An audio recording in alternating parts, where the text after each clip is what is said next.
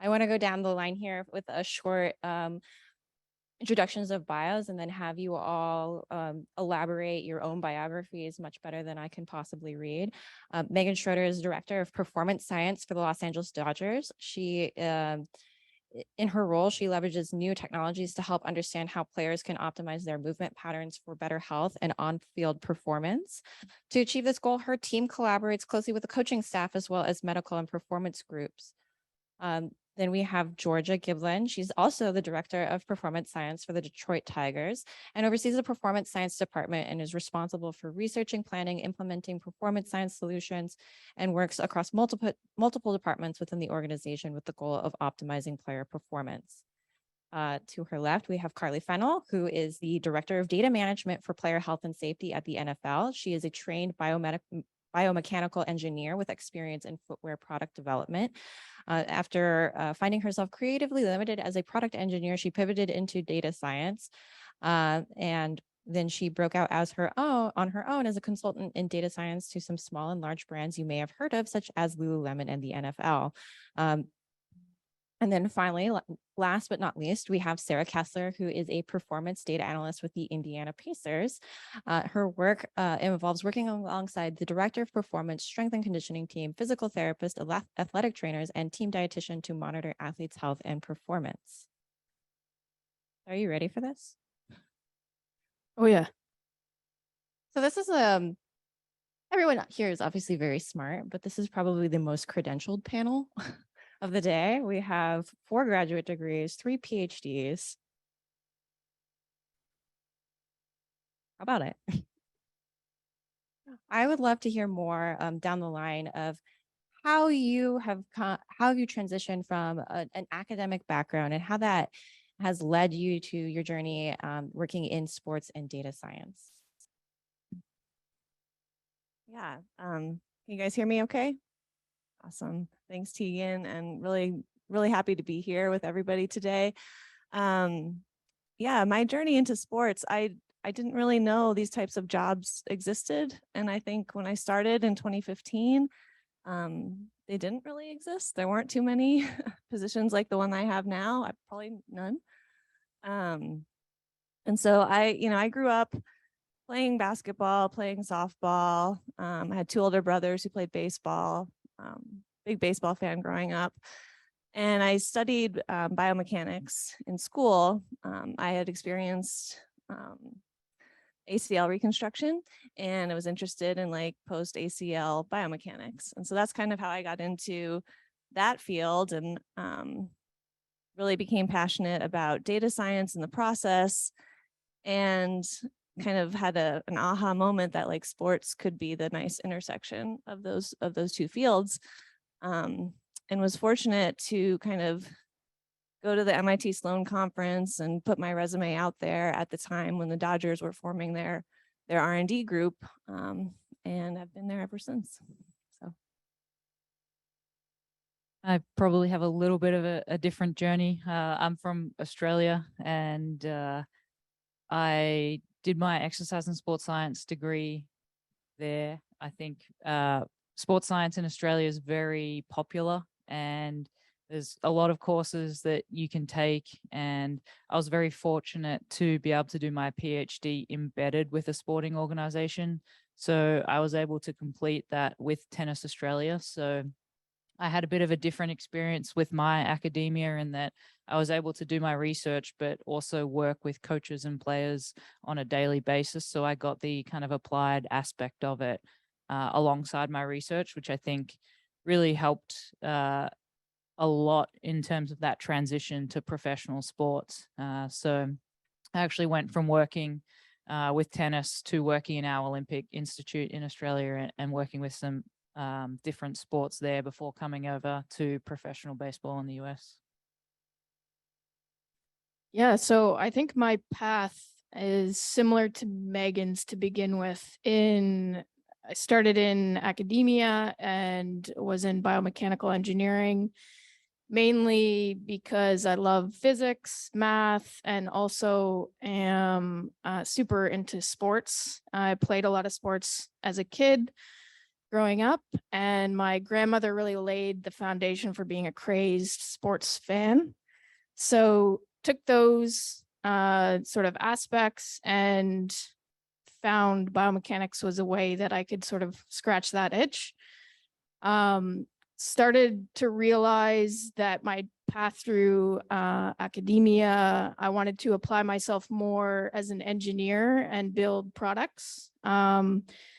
I'm also obsessed with sneakers and really wanted to get into footwear design. So I found a startup company in Vancouver, Canada, that was building custom footwear. And I sort of nudged them and let them know that, hey, I think you need somebody with my skill set on your team to make really good footwear for the masses. So that ended up working out for me. Built a team of engineers who were actually all women, and sort of gave them lots of space to explore different tools like Python and machine learning to answer some tricky questions that we were dealing with. But myself, I wasn't really giving myself enough time and space to do that. So I actually left the company and went through a very intense data science boot camp, and basically started consulting a couple weeks after graduating from that for Lululemon. And here I am today at the NFL. My story, I guess, is kind of an amalgamation of all the stories that have come before me. I was lucky enough to be an athlete in college. So I was recruited to Ohio State to row, which gave me really nice access to our strength and conditioning team. And I realized I could get paid to work with athletes. And I thought, this is amazing. And I wanted to pursue that. So I initially started university trying to be a strength and conditioning coach. Decided to go from there to earn my master's so I could pursue that strength and conditioning coach dream. But while I was doing that, I also fell in love with shoes and the idea that they can really impact performance. And at the University of Michigan, I was able to work with Adidas, where we could test how basketball shoes impact performance. And from there, I just kept diving deeper and deeper into literature and research. And 6 years later, I found myself post-PhD sitting in my postdoc, unfortunately very removed from sport. I was in an evolutionary biology lab, and I thought, this is not where I want to be. This is not my passion. I need to get back to the athletes. I need to get back to what drives me and inspires me. And luckily, almost a year ago to the day, the Pacers posted that they needed an analyst, and here I am. So everyone on this panel has kind of a strong academic background and transitioning to industry, but working for a team is kind of a different beast. I'd love a rundown on the kind of tech that you use in your work and how you balance traditional approaches to sports with more quantitatively driven empirical methodologies in which you're trained.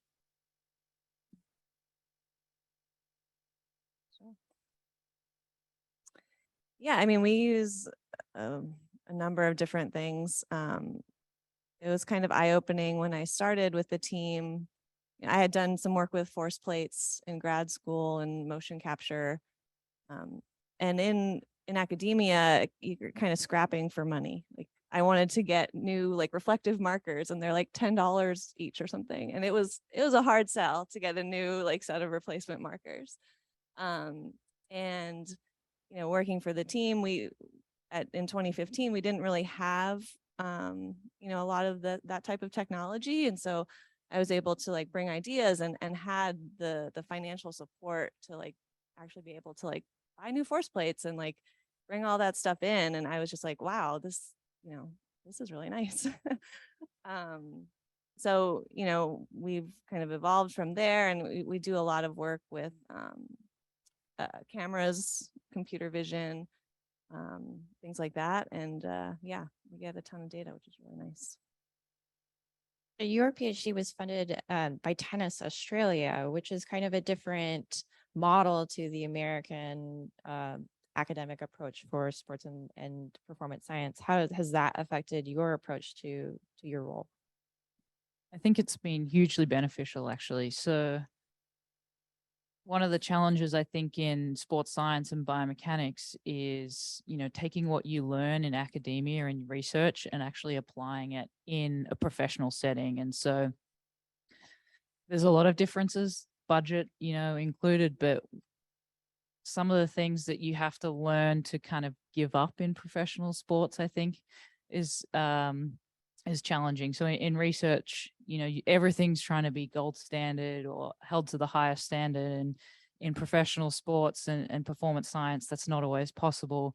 As best you try and design something, one day someone's going to turn up and say, I don't want to do that today. Or, things like that happen. And while you want to maintain the highest standards, it's sometimes you have to have a little bit of a leeway. So I think for me, the experience in being able to conduct my research, but work with coaches on a daily basis and understand what's important to them and how they go about their job, and then also having access to the players to be guinea pigs in my research, but also help them on a daily basis with their training, help me understand, I think, the various aspects of performance science and certainly some of the different skill sets that you need. Obviously, the research background and the stats and data collection and things, but also more of the challenging side of, okay, well, now I've got to work with, younger players. I've got to work with coaches that have been in the game for 40 years versus coaches that are new, and just some of those aspects that you probably don't get exposure to just purely academics. Yeah, I think my experience is slightly different than probably the three other women up here, just because I'm working for a league. And fortunately at the NFL in player health and safety, there's a large incentive and budget to, put towards exploring new technologies and techniques of trying to find ways to make the game safer. So I think one of the things since I've joined that's been pretty mind-blowing is just the access to the different tech that we are piloting and, using in production every day. I think the one thing that probably does translate to the teams that I've found is that probably the intersection between some of the more traditional techniques and the new technologies that are coming out is your ability to communicate to a team or a player on why what you're showing them in the data is, important, can make them perform better or can make them safer. So I think that's an area, at least at the NFL, that we're realizing is a worthy investment to try and sort out better ways that we can communicate the findings that we have across all 32 clubs. That can make transformational change down to the player level. Yeah, I don't have too much to add. They've covered so much of it. The only thing that I would say too that comes with a toolkit of going from academia to professional sport is the need to understand different levels of communication. Anyone out in the audience who's ever read a scientific paper knows they're kind of long-winded and hard to get through. And sometimes people like to use big words just to sound smart. And that was like a really big shift for me when I started, is I couldn't be long-winded in my explanations. I had to get directly to the point, provide nuance, but then make sure that what I was saying was understood by the person receiving it. And in academia, honestly, you put out papers and you don't really know if anyone understands what you're saying or cares. So it's definitely a different environment in that sense. So I want to talk about the kinds of data that you're looking at. And it seems to me that a lot of tech that we use to observe performance is monitoring. Do you think that we're going to move towards tech that enhances or augments practice? And what does that look like? Is it VR, AR? What role does CV have in the gym? Is it too much of an engineer question? Okay, I'll take the first stab at that.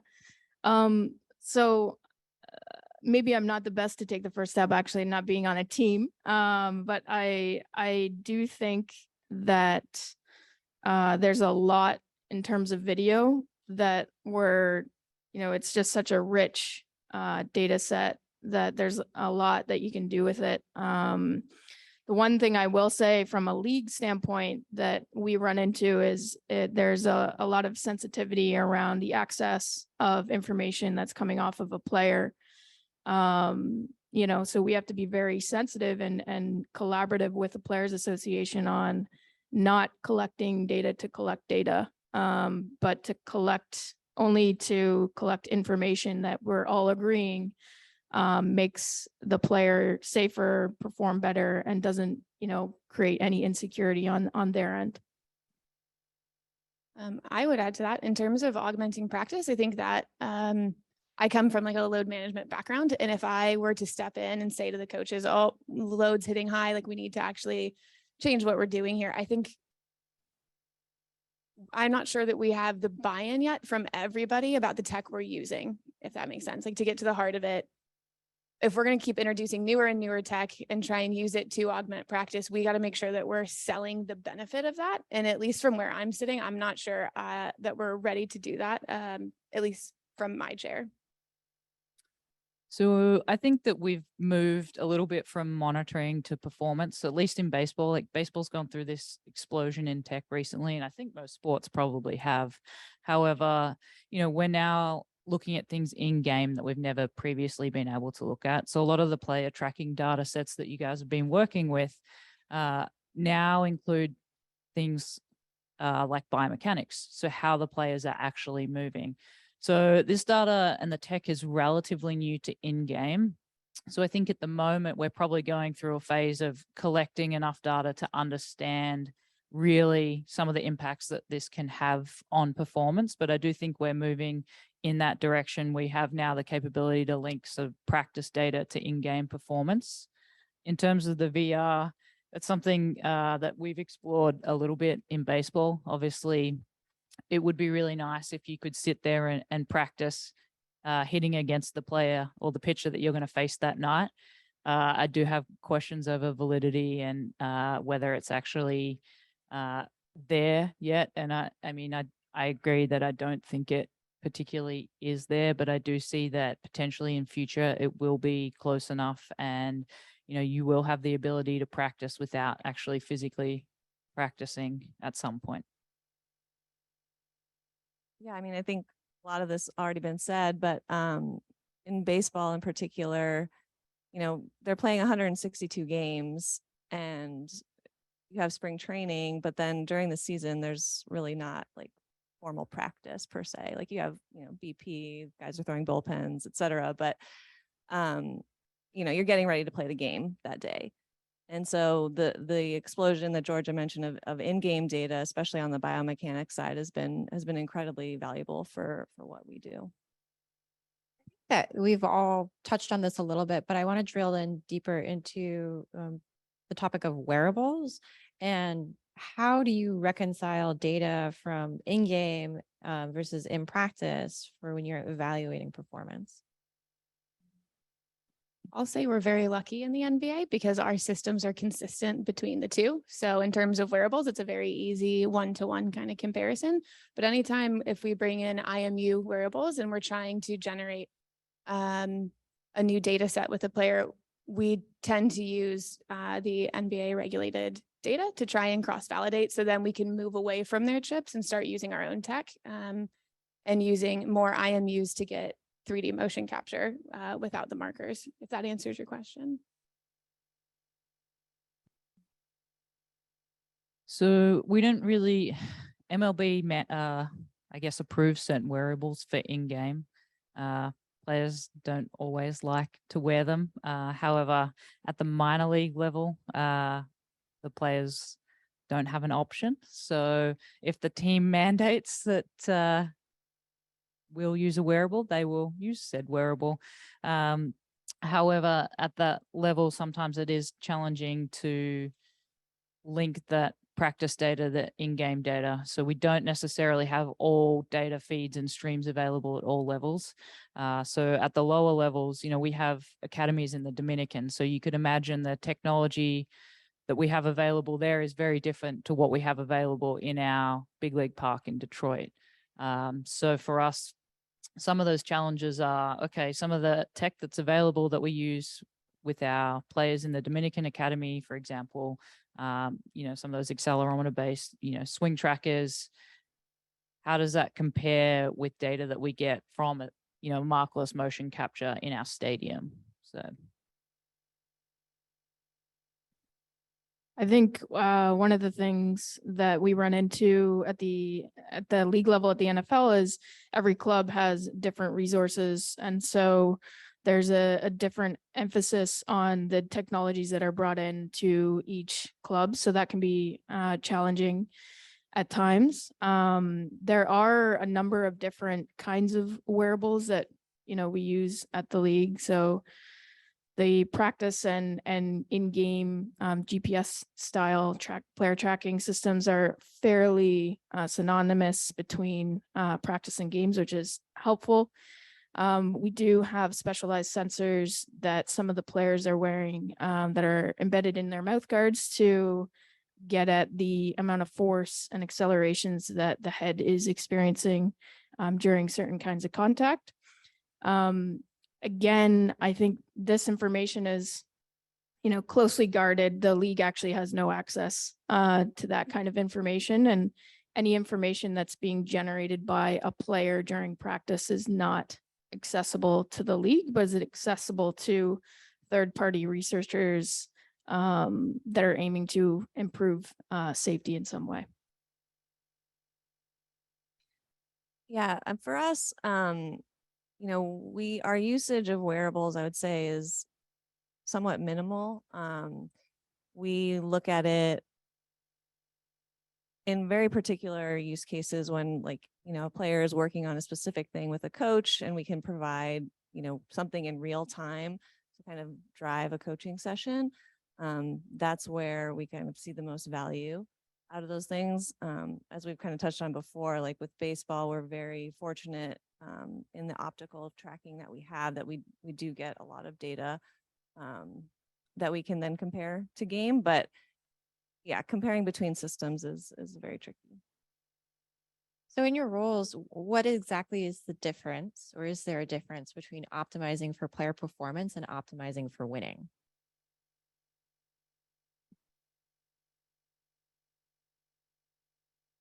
I mean, theoretically, there should be no difference, maybe. If you have the best players on the field doing their best, hopefully you win. Let me elaborate a little bit on this. And it comes back always to the monitoring piece, which is like, when do you decide to make an intervention based off what you're observing in the data, and what is motivating that? Because coming from a front office, I know that our prerogatives might be not necessarily performances prerogatives, even though we have a shared goal. I think something that's really important in this data that we look at is the context around it. And, personally, like, I'm not around the players all the time. I am a little bit, but, the performance staff, the athletic trainers, the coaches themselves, they can provide a ton of context that, hey, that guy's foot was bothering him a little bit in his last outing. Maybe that's why we see a little bit of difference in the kinematics when he was throwing. And, like, should we throw a flag on that? I don't know. And, like, that's a conversation that we have with a coach. And if they're aware of the issue, and, like, or they're working on something like that, it all has to be a conversation, and we all have to work together in order to figure out kind of the path forward to help. Yeah, I think you said it. Context is key. I'm really fortunate in my job. I'm around the players quite a bit. So while I'm housed in analytics, I actually work purely with the performance team and my analytics boss. But it does mean that at times I'm providing data to the strength team or the athletic trainers. And I have previously sent an email saying, I am very concerned about this pattern I see. And then I go and talk to them, and they go, oh, it's fine. He was limping around a little bit. He might have a sore foot. That explains it. We're not worried. And it's really hard to find that line, especially because in the NBA, our data set is small for each player. And, come February, they could be traded, and all the progress we've made to understand what the data means for that player is no longer relevant to that player, if that makes sense. They're no longer with us. And same thing, we'll get a player on board in February and we've got no background. So getting enough data to then raise the flag and do so with conviction is actually, I find, really a big challenge.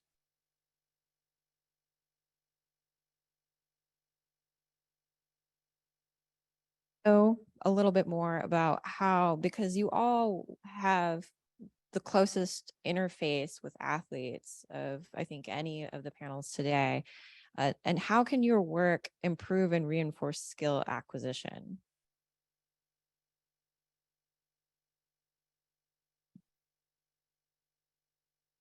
You, Georgia. I guess I'll take a pass at this. So skill acquisition, I think particularly in baseball, has, along with technology, been an area that it's gained a little bit of traction in the past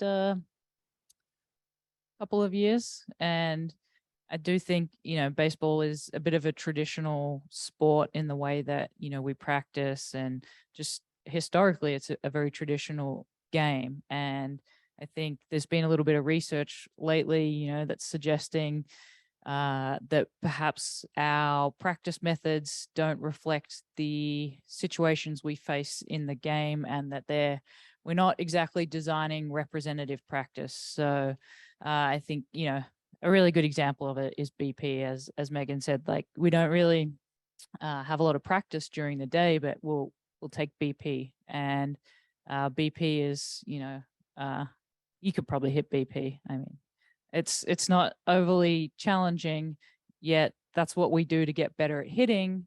However, a ball's coming at you at 40 miles an hour from, shorter distance away, versus something that's coming at you 95 miles per hour with 20 inches of movement on it. It's, very different scenario. And so I think one of the things that I try and do in my job is educate the coaches around some of these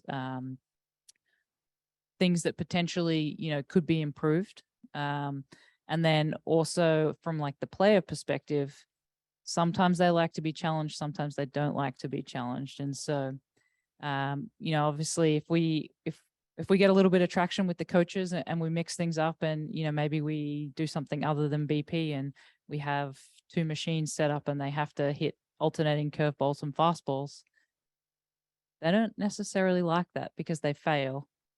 And which is an odd, thing to think about, because they fail most of the time in baseball. Like, if they hit 1 out of 3 in their plate appearances, they're doing a good job. Yet if we design a practice session for them that is challenging, a lot of them, they won't like it and they'll complain. And so it's actually quite tough sometimes to get traction from that perspective. But I do think we have a lot of data now that can help us inform practice and really design it a little bit better. Is it unusual to have a role in the definition of your titles in designing this practice methodology? And you're collaborating with other departments, right? Player development, coaching, like, is there friction? I would say traditionally it's probably not common, but I do think with the rise of just performance science in general over the past few years within sports, it's become a little bit more common. And I think performance science is in a really lucky position where they kind of provide that bridge to strength and conditioning, to medical, to coaching. And so quite often, we do have those relationships with the coaches to be able to build and have some of these discussions, because you do see the players, you see the coaches, you interact with them, you build these relationships. So you can start to ask these questions of, oh, hey, why does practice look like that? Or why do we always do this one drill every day that doesn't seem, to have a goal? So I think through our positions, we can start to ask some of those questions and work collaboratively to design, better practice.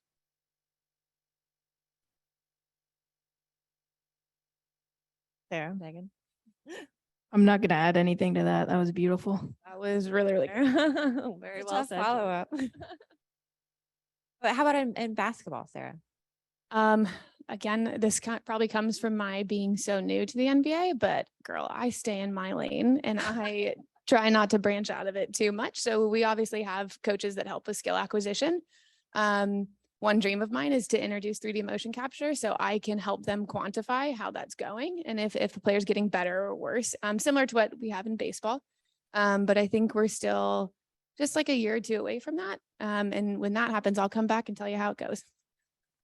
Okay, to expand on that, how do you negotiate like the conviction of the eye test versus what you're measuring quantitatively when you're communicating either to these staffs or to your athletes?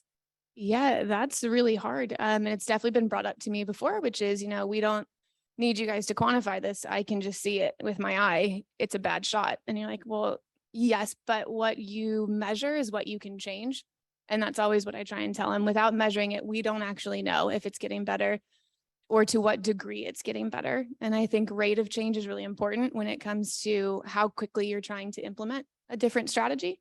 But it's something that comes up often. And I think, to be honest, every time I get asked that, I feel I have failed at explaining the benefit of what I'm doing. So that really, I feel, comes back on me as a scientist, as an analyst, explaining the value of what I'm bringing to the table, if that makes sense.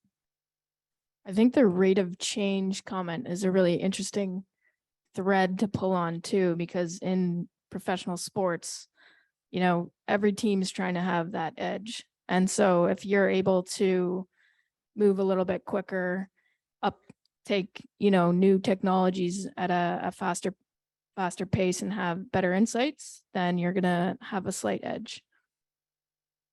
For me, I think understanding why they want to continue with the eye test or use the eye test is probably the root of the cause. And I think if we know, and in my experience, the case is that the coaches are often just, they don't know what we know. They don't have the background that we know. So, okay, we have this fancy 3D motion capture system that can measure biomechanics in game. That scares them, right? They don't have a PhD in biomechanics. They don't understand it. And, that's probably the most complex example, but there's a lot of technology and data that we can use to back up a lot of things now. And some of them have grown up in the game where, they use pen and paper or whatever they used to use. I don't know. So I think for me, probably the biggest issue is for us, or the biggest thing that we need to focus on is educating them.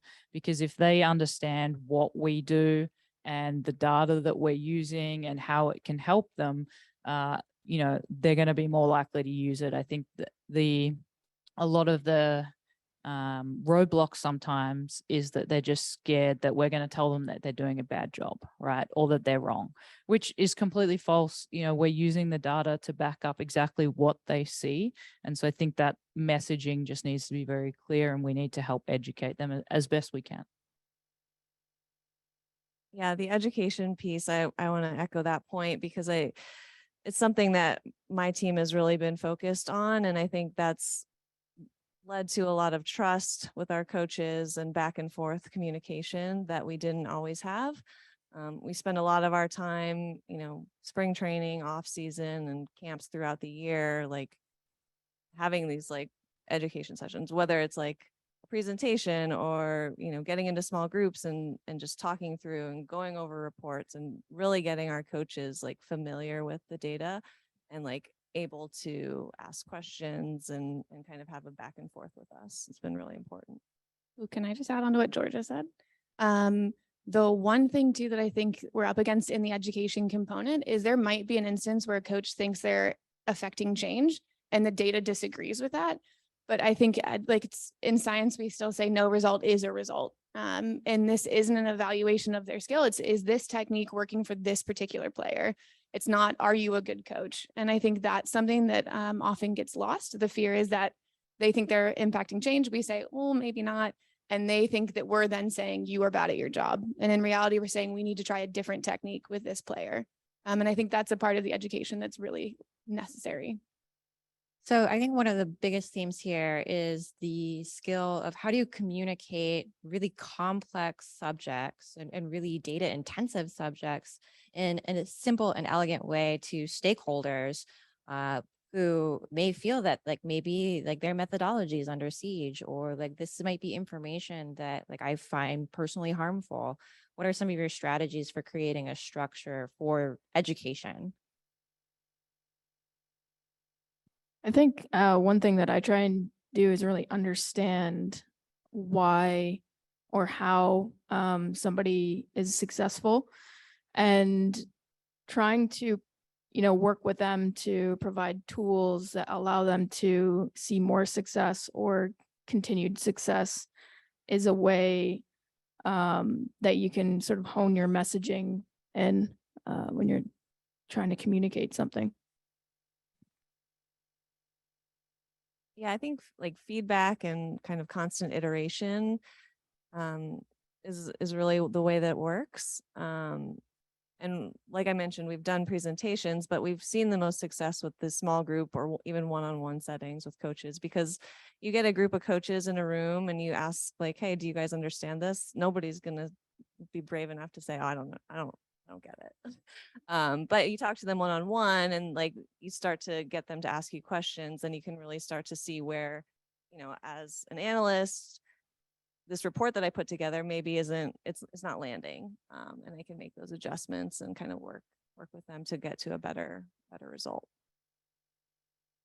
One thing that I tell my staff over and over is that you have to meet the audience where they're at, right? So in order to do that, you have to understand your audience. So it's really important for us to know the players and to know the coaching staff. So we might have some players that want to know and dig into everything, that are very analytical. We have other players that don't tell me a thing. I want to go out there. I don't care what pitch is coming. I'm going to swing and I'm going to hit the ball. All right, have at it. Same thing for coaches. We have some younger coaches that are very analytical minded. They want to break down, their training session. They want to break down a game. We have other coaches that are not.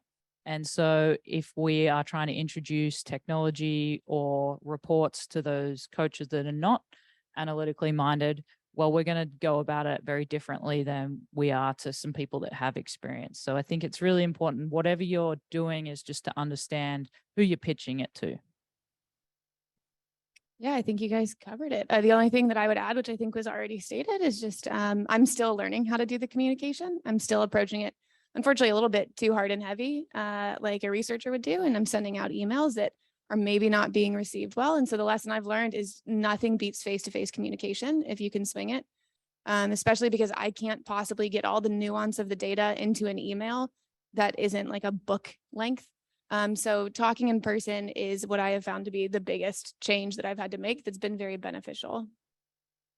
I want to pivot to the technical side of building out the infrastructure that facilitates your work. And my question is, should sports scientists code?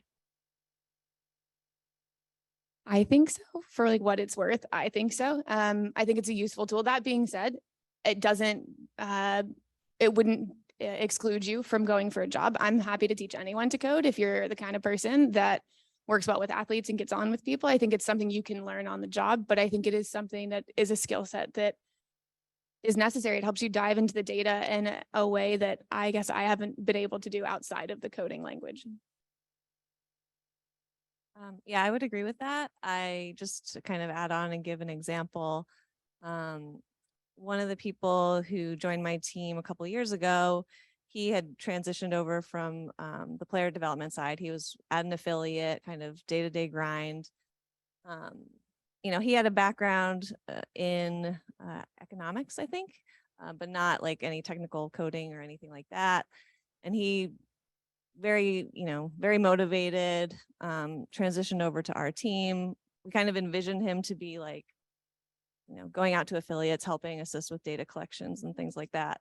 And then 2020 happened. And so there was no minor league season, no affiliate travel. And he just dove in and like learned how to code, like went all in on Python. And like now he's incredible, like an incredible asset to my team, building out reports and just, doing everything that everyone else was doing. And he wasn't afraid to ask for help. He learned on the job. And yeah, it's just been a great transition for him, I think. I'd say building on your point there, I think it's sort of many shades of gray depending on the resources at the disposal of the club. I do think, again, going back to our common theme, probably communicating what the data is saying is the most critical skill. So if somebody has subject matter expertise in the sport and they're a good communicator. I would say personally, I would put that a little bit higher than a technical skill set. Just because I think that the technical side is slightly easier to learn. That being said, I do think that a background, or if you are a coder, then you're going to understand, if you do have a staff, you're going to understand what the data science team is presenting to you in a better way. I think it's all being covered, but I think typically if you come through a exercise and sports science program these days, you're probably going to be taught to code. Had you done it 20 years ago, you probably wouldn't have been taught to code. And, you know, I think to the point earlier, it's definitely beneficial to help you dive in and understand some of the data. But for me, it depends on your team structure and department structure as to who's in what role and who's doing what. But I do think the communication and the kind of soft skills, which are really hard skills, are probably the more challenging aspect of a sports science role. I think that your roles are also very diverse in that you have player interfacing responsibilities, departmental interfacing responsibilities, the research side, and to add coding on top of that, you're working in a spectrum of analysis to engineering, and you may not have access to somebody whose primary function is to build out data pipelines or to clean your data. How much of your time is dedicated to more engineering tasks, and how much of it should be for performance scientists? Thankfully, very limited of my time because I don't have those skills. And luckily we do have a data engineering team. So for example, you know, our stadium motion capture system has an incredible amount of data. I let them worry about that, and I deal with the product that's relevant for me. So I'm lucky in that scenario. It allows me to focus on the biomechanics and the applied aspect of how I can translate that to the coaches, and they worry about the actual data side. When I started with the Dodgers in 2015, there was no performance science team. I was hired as a research and development analyst. And my boss at the time was like, oh, you have this interesting like biomechanics background. Like, yeah, maybe we can do something with that someday. And, you know, kind of over a couple of years, you know, we got to a point where we were able to kind of split into our functional subgroups that we have. But what that meant was that the performance science group didn't really have a dedicated like software developer or engineer working with us. And so that was essentially my role in 2019. I built out a lot of the data engineering pipelines for like our time series data because we hadn't really touched it before.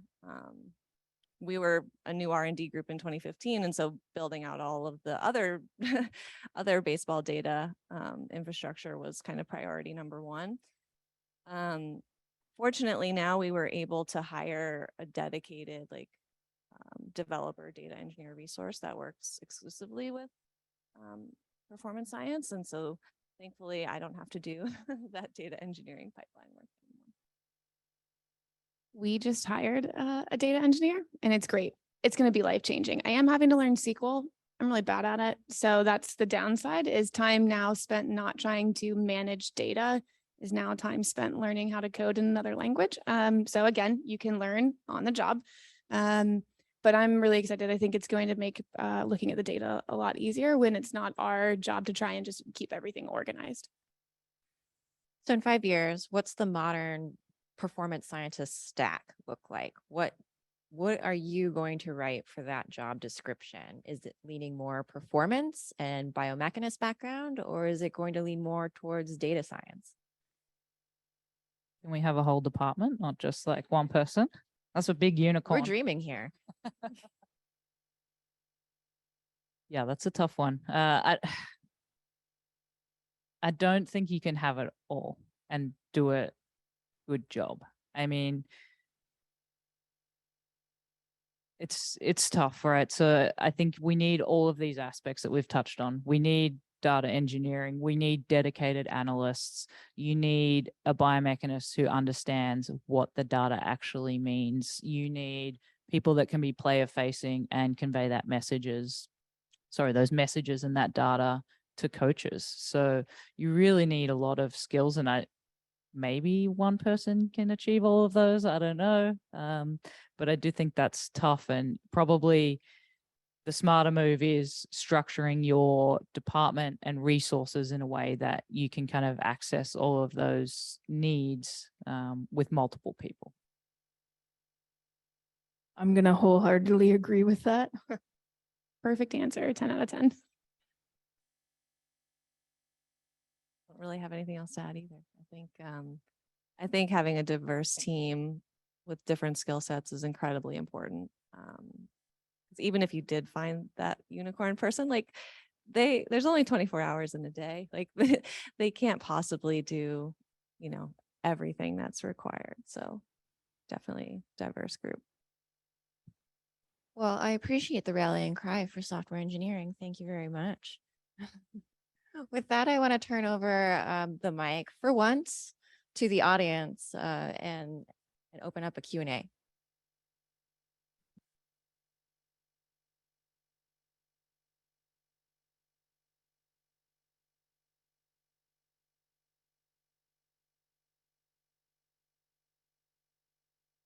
We received 2 questions from our friends on Zoom, so I'm going to start with those. The first one comes from Claire, and she asks, regarding baseball players not liking how much they fail in redesigned practice methods, that sounds like emotional satisfaction can matter. If a player keeps failing in practice, does that lead to a slump in games? And are you working with psychologists to look at that possibility? Yeah, absolutely. I mean, I think there's a fine line there, and you have to work closely with your mental skills department to make sure that we're not making it too challenging. So the fact that they do suffer a decline in performance, ultimately the goal is for them to perform on the field, and we want to design a training session that is challenging enough to help them perform on the field, but not so challenging that they want to quit baseball. Thank you. And then Andrew asks, at what point are we collecting more information than we have the ability to analyze effectively? I think that's a great question. And I don't know where the limit is, but I would say that the way you try and prevent that is to make sure you are asking questions first before you're starting your massive data collections. If I'm going to put a player through wearing wearables for 3 hours at practice, I better have a reason for that. And I think if we lead first with questions, we can avoid over collecting data for the sake of having it. First of all, a lot of appreciation for performance science. Love that industry. So basically, as educators and as women, do you guys think you are on track to bridge the gap with gaining trust with the coaches and the other athletes? I would say so. I mean, from my background, I came into baseball having never played baseball, and obviously a sport that is very male dominant, and performance science is a new aspect to the game. So I've been in baseball now for 4 years, and I think the traction that we've been able to make in performance science, getting some of the ideas and technology involved in the game on a day-to-day basis has been huge. Hi, I'm Yuni, and I have a question about the women's sports. So since last year, and more and more athletes has stand out to speak about the menstruation issues. And so during your experience, do you have some like checking systems or like analysis about women's menstruations and their performance for professional athletes during their menstruation sports and after that, or some while they are going through the pre-menstruation syndrome, like Iga Swiatek has mentioned last year, and Zheng Qinwen has mentioned this year during the French Open, like that?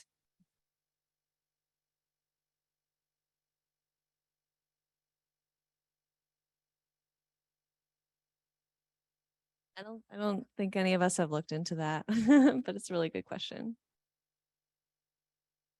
It's always great to leave the panelists speechless. Hi. So there are a lot of laws around health data and privacy. Is biomechanical data considered separate from health data, or is there a gray area? And do you guys ever run into privacy issues when you are gathering data on players' bodies? I'd say definitely we run into, I don't know if there are issues, but we have to be extremely sensitive around what we're collecting. So from, the league standpoint, like I said, we have to be in lockstep with the Players Association and understanding where the limits are. And also to Sarah's recent point is, making sure that the data that we are collecting, it's possible, it has the potential for transformational change. So yeah, I don't really have anything else to add. Hi, thank you. Sorry, I'll add one more thing. Yeah, anytime that we're doing something actively, asking a player to use a device, like we make sure it's clear that the player knows they can have that data, like it's theirs. I've heard that some other teams maybe aren't as forthcoming with sharing data, and our approach has always been that, this is yours to see, ask questions, learn. We're here to help you. So, but it's a gray area. The health versus biomechanics is very much a gray area. Sorry about the interruption earlier. Thank you, panelists. I have a question about how do you simplify or prioritize your duties? Because there's so many data. I'm a data scientist. I work primarily with the health and performance department in a basketball league. So with the amount of tech and data that's coming in, and you guys have to look through so many things daily and communicate with coaches and players, at what point do you say that's enough? And what is the essentials that you want to look at? I think that's a great question. In my experience, and again, it has been a shorter experience than the rest of these lovely panelists, but what data we're looking at and what takes priority, in my experience, has been a top-down driven thing. I'm talking to the head of performance, I'm talking to the coaches, and it's what their concerns are. Obviously, with my input, I'll disagree if I have to, but it's what they think the team needs is what's going to drive where my focus goes. And that might change as I start to get my legs under me and start to get some more forceful opinions. But for now, it's definitely a top-down approach of doing what the coaches need and deciding then. And obviously, as we've said this whole time, communicating when it comes to your question of when do you say stop, I think you have to effectively communicate how long the tasks are going to take, because there's a bit of a misconception about, if they say, I'll just take some raw force data and try and get out these 6 metrics, and there's no consistency in how the testing is done. You can't estimate the times between jumps. That's going to take some time, but in their mind, because they haven't gone through that, they might think it's going to take you an hour. So communicating effectively how long it's going to take is key, I think, to not being overwhelmed by that. I'll add to that as well. I say no quite a lot just because I find coaches ask questions because they think it's a really simple question, and really it'll take like a day or 2 days or a week to look into it, because I don't think they have necessarily an understanding of, how much data a 3D motion system actually generates. I think it depends on the problems you're trying to solve and the return on investment for those problems. So, for example, the NFL very visibly, began really researching and trying to get better about concussions in the game. Since 2018, we've seen, a 20% reduction in concussions that have been sustained. Obviously, the focus is going to continue to be around head impacts and concussions. But in addition to that, there's new areas of exploration that are sort of popping up as worthy investments. So lower extremity injuries are the highest burden injury in the NFL. And so trying to better understand the mechanism of injury for these high burden lower extremity injuries is definitely an area where we believe there's going to be a high return on investment if we can start figuring out how those injuries are happening and interventions that we can use to reduce injuries. I was wondering, how do you evaluate your methods and recommendations when there's just so many other factors that go into the bottom lines of wins and losses, or Carly, in your case, injuries and non-injuries?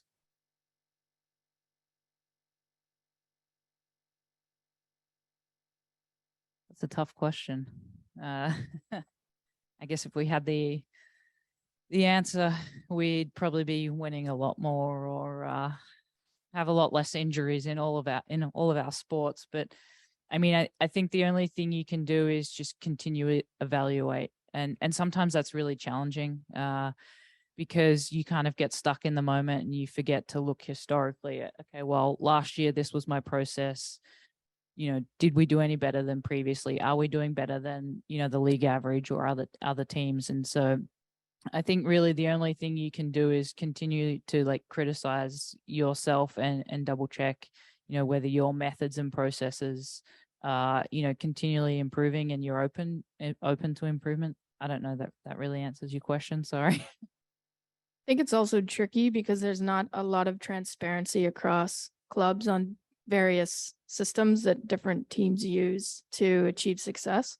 So it's, I mean, for good reason. But the negative side effect of that is that you're not able to, you know, quickly optimize your own system and tools that you're using. You guys have answered quite a few of my questions right before I got them, so that was really interesting. I'm over here on the side, sorry.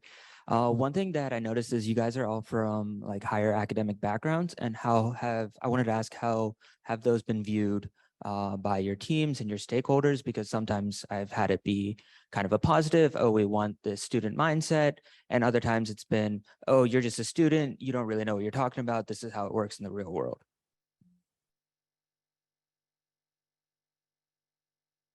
That's an interesting question, because I think previously within performance science, for example, a lot of people have just, you know, they've entered as a strength coach or they've entered as an athletic trainer and they've transitioned into performance science because they've shown an interest in the area, and then they've gone on to grow within the organization and become, you know, head of performance science. And I think recently we've seen a little bit of a shift to more value on that academic background. And so I think now you'll find most people that sit in some of our positions have PhDs or backgrounds in academia. And I think people are starting to see the value in probably the training that we do within that in terms of research and statistics and designing methodologies and things. Yeah, I think academics gives you a good tool set to effectively problem solve. So I think that's a key for success coming from an academic background. I also think as an academic trying to, you know, break into the field is listen, you know, sit back and learn the nuances of the sport, of the team, of the league. There's a lot to learn that, you know, in academia, there's a lot. I think it was discussed earlier that you're working with best gold standard data. You're not dealing with a lot of real life nuances. So just taking the opportunity to learn and listen, I think, is very important, especially when you're starting out. The only point I would add to that too is that it's often, I think, viewed as an either or. So like you either have the experience and you've been here, or you have the academics. And I think, you know, to Carly's point, it's recognizing what you know and what you don't know, and just kind of sometimes shutting up and listening, because there is a value in the experience they have. And there is value in the education that's brought to the table too, just striking that balance and both respecting each other enough to hear each other out. Thank you so much to our panelists, Megan, Georgia, Carly, Sarah. Give it up.